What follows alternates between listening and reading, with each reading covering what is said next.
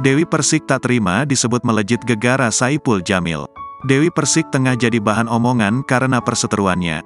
Seperti yang diketahui bahwa Dewi Persik kini tengah berselisih dengan mantan suami pertamanya, Saipul Jamil. Perselisihan mereka berawal dari sosok Dewi Persik yang mengungkap pernah menikah dengan pria penyuka sesama jenis.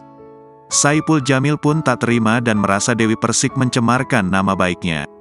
Dewi Persik pun membawa kembali kasus pelecehan yang sempat menimpa Saipul Jamil. Kini Dewi Persik merasa tak terima jika dirinya disebut tenar karena menikah dengan Saipul Jamil. Dilansir Grid.id dari akun Instagram @dewipersik9 pada Minggu, tanggal 23 Juli tahun 2023, Dewi Persik mengunggah video dirinya saat tampil di salah satu televisi swasta. Lewat kolom caption, Dewi Persik mengungkap ketenarannya pada 2023 silam. Dapat kiriman video tahun 2003.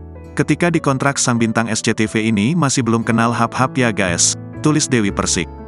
Jadi bukan Botita hap-hap yang bikin saya terkenal dan saat itu saya punya tunangan akpol, polisi, sambungnya. Dewi Persik mengaku mengenal Saipul Jamil pada 2006 lalu dan menikah di tahun yang sama. Saya kenal Botita hap-hap tahun 2006 dan nikahnya 2006 juga, tulis Dewi Persik. Cuma setahun ya guys. Setahunnya lagi ngurus perceraian yang panjang, lanjutnya. Dewi Persik menyebut bahwa klaim pihak Saipul Jamil hanya karangan semata. Jadi ngarang ceritanya kalah sama jejak digital, tulis Dewi Persik. Dasar Botita hompimpa alayum gambreng hap-hap poh, sambungnya.